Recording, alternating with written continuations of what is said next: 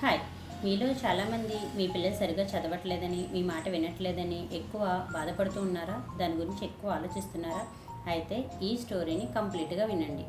చదువురాని ఒక తల్లి తన కొడుకుని ప్రపంచంలోనే గొప్ప డాక్టర్ని చేసింది. ఆయనే డాక్టర్ బెన్ కర్సన్.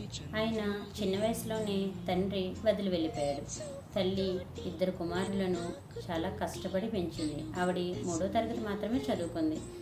బెన్సన్ స్కూల్లో సరిగా చదివేవాడు కాదు. ఆయన లాస్ట్ బెంచ్ స్టూడెంట్. స్కూల్లో టీచర్స్, ఫ్రెండ్స్ అందరూ ఆయన్ని హేళన చేసేవారు. దాంతో ఆయన కోపంగా, నిరాశగా ఉండేవారు. అది చూసిన తల్లి తన బిడ్డపై ప్రేమతో, నమ్మకంతో కొన్ని నిర్ణయాలను తీసుకుంది.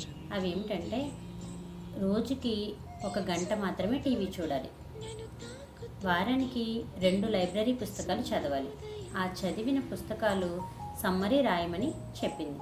ఆవిడికి చదువు రాకపోయినా ఆయన రాసిన సమ్మరీని చదివినట్టు నటించి, wow, well done, super done, నువ్వు చాలా బాగా చేసావు అని చెప్పి ఆయన్ని మోటివేట్ చేస్తూ ఉండేది. అలా చేస్తుండగా కేవలం 3 నెలల్లో ఆయన స్కూల్ టాపర్గా నిలిచాడు. తరువాత అమెరికాలో పెద్ద యూనివర్సిటీలో చదివి ప్రపంచ ప్రఖ్యాతిగాంచిన డాక్టర్ అయ్యారు. హిస్టరీలో మొదటిసారిగా జన్మించినప్పుడు మెదడులు కలిసి ఉన్న 2 చిన్నపిల్లలకు ఆపరేషన్ చేసి విడదీసిన surgeon doctor Ben Carson. Dear parents, మీ పిల్లల మీద మీరు నమ్మకాన్ని చూపించినప్పుడు వాళ్ళు ప్రపంచాన్నే అద్భుతంగా మార్చగలుగుతారు. పిల్లలు జీవితంలో ఏదైనా సాధించాలంటే కేవలం డబ్బు మాత్రమే కాదు, తల్లిదండ్రుల నమ్మకం చాలా ముఖ్యం. ఒక తల్లి నమ్మకం ప్రపంచాన్ని మార్చగలదు అని మీరు నమ్ముతారా?